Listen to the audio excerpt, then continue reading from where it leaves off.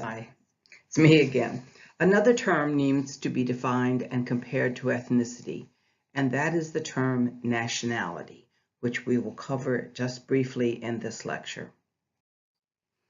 These are the objectives of this lecture. We will discuss the terms and issues shown on this slide. As you see again, I have taken these concepts and have tried to apply them to Africa as we've been talking about in these weeks. First term we have to define is nationality. Let me give you a little background.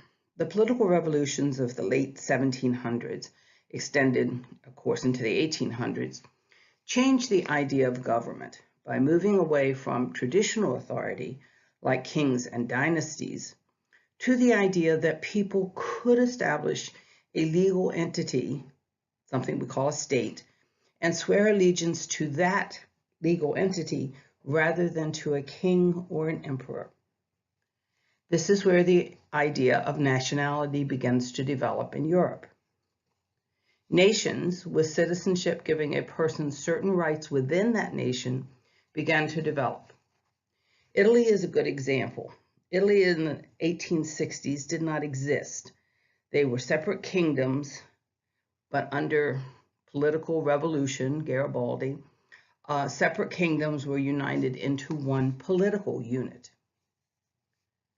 The two concepts, nationality and ethnicity, are similar, but we need to distinguish them a little bit more. Ethnicity is defined by cultural elements such as language, religion, shared history, types of food or clothing, whereas nationality is defined by legal obligations to the state, like voting. The reason that they are sometimes confused is that some nations ask their members to disregard adherence to any other cultural characteristics than those of the nation. In other words, substituting things like the national anthem or symbols of the nation rather than cultural symbols of the ethnic group. While American is your nationality, it can also be your culture rather than feeling a strong identity to any particular ethnic group. So let's go back to the example of Italy. When the nation of Italy was first formed, some ethnic groups, mainly the southern groups, did not consider themselves Italians. Many of these people migrated to the United States for economic as well as political reasons. They were grouped by our immigration authorities under the label of, quote, Southern Italians, quote, and were considered inferior to Northern Italians because of their darker skin coloring and lack of education. These people coming into American society then formed strong alliances by living in the same neighborhood, having the same social connections, and of course, we've heard that the term mafia refers to family, which of course was the original meaning. Okay, another important term on this slide is the idea of self-determination. This is a belief system. President Woodrow Wilson was one of the strong adherents of this. He believed that ethnic groups should be allowed to be separate nation states if they wanted to be. In other words, that ethnicities had the right to govern themselves, not to be part of a nation with other ethnicities. So these are sometimes referred to as nation states, a state where the territory corresponds to a particular ethnicity. Again, think in terms of Sudan as we continue to look at what happened in that country.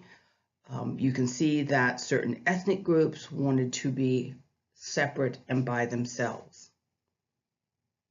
Nation state or self-determination is sometimes more controversial than it sounds and harder to do.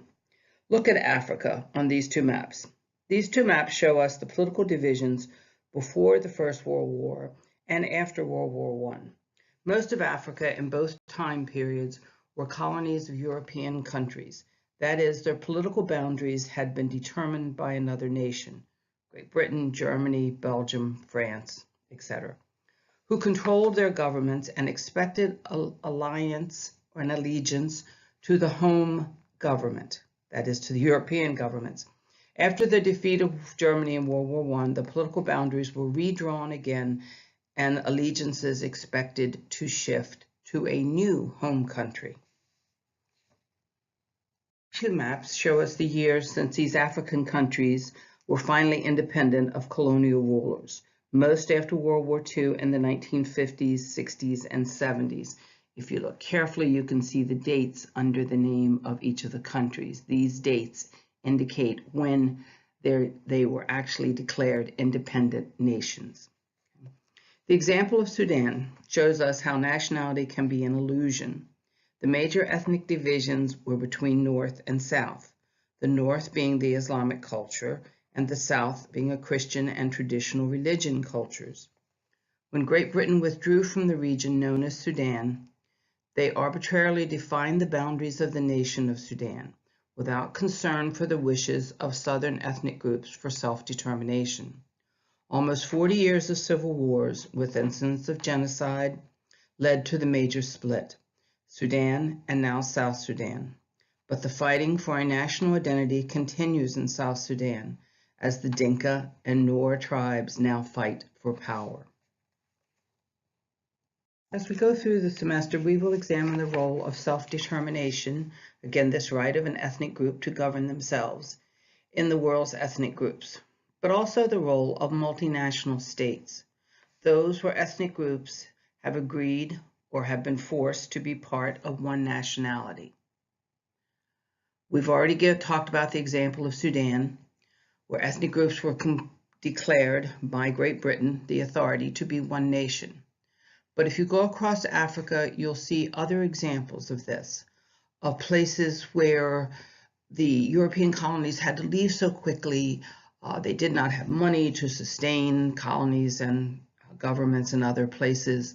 That very little thought was given to where the boundaries should be drawn. And we are continuing to see, even today, at least 50 years later, the consequences of this. Another example, of course, is Russia. When it was the Soviet Union, it was a large collection of multinational states, republics that had been assumed under the Soviet Union's control. And we'll talk about an example of that in a few minutes. Russia, when the Soviet Union broke apart in 1989, some of these republics went independent. Others, there's still some contention about where they should be. Right now, Russia recognizes 21 national republics, and several of them want to be independent, and there have been a lot of controversy, including terrorist acts around the Crimean area, around the area where the Olympics were held in the Soviet Union, the southern part. So we'll talk about some examples of these multinational states. An example of another conflict was the separation of Pakistan from India. After India achieved independence in 1947 as a nation from Great Britain's colonial rule. We will discuss in more detail later, but for now, it can be used as an example of conflict that can result, as it has in Sudan, from the desire for ethnic self-determination by different groups. Another example of conflict today is in the Ukraine. You can see from this map that the southernmost area, the Crimea, consists of a majority of people who ethnically identify themselves as Russian. That's the brown area down at the bottom. The Crimean Peninsula had been part of Russia since 1783. However, in 1954, the then Soviet Union allowed this peninsula to belong to the Ukrainian Soviet Republic. Exactly why this is done is not clear from the historical records, at least available to me. But in 2014, unrest and civil war in the southern and eastern parts of Ukraine allowed Russia to send troops into the Crimea and remove it from Ukraine, establishing two units, the Republic of Crimea and the federal city of Sevastopol. Ukraine and the rest of the world considers this a violation of international law and does not recognize these two units. Russia, however, says that a referendum conducted in 2014 supports the principle of self-determination as the Russian ethnic people of Crimea voted overwhelmingly to return to Russia. Obviously, this is a conflict that continues even until today, and how it will be resolved and what it will mean for Europe and for U.S.-Russian relations still remains to be seen. But again, an idea based on self-determination. A peaceful and successful multinational state would be Canada, or at least Canada today.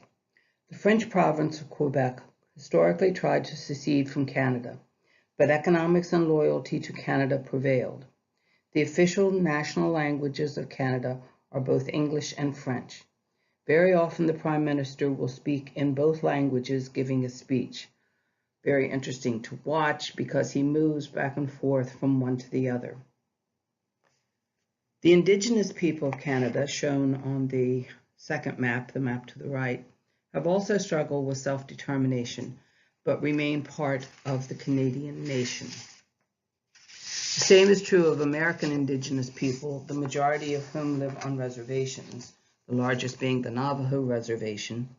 The majority of these reservations are self-governing, like a state, and many give citizenship rights to those who qualify. It is a complicated situation for Native Americans, which has changed many times since the Europeans arrived in 1492. The important point here is the many ways that people can be identified and the confusion, even conflict, which can result.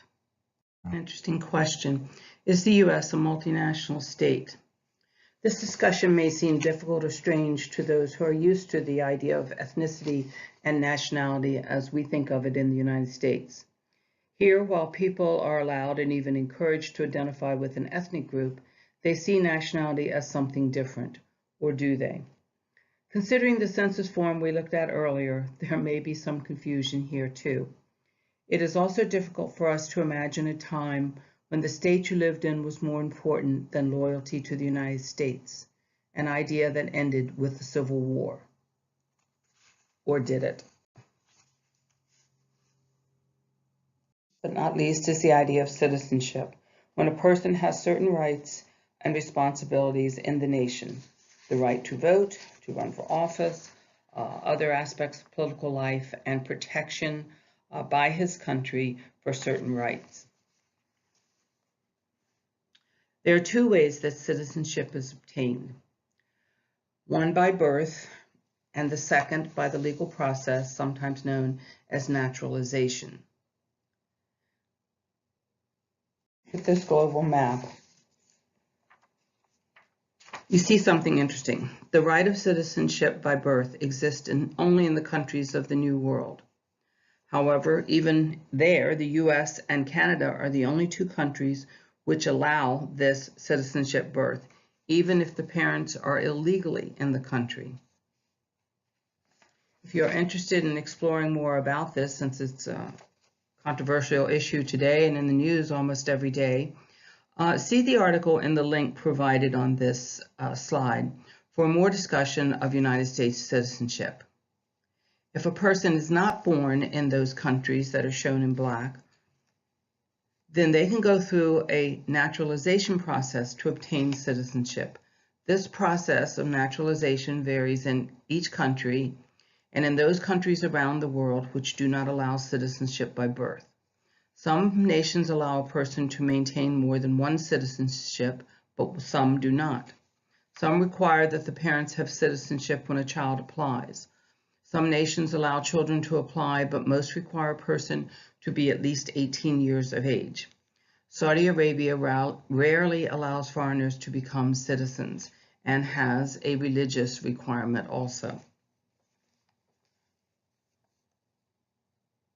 Summary of the points that we have discussed in this video.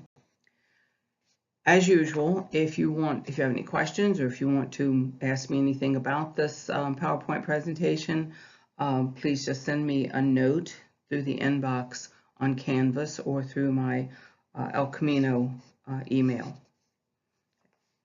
We will continue to discuss these ideas as we move around the world throughout the semester.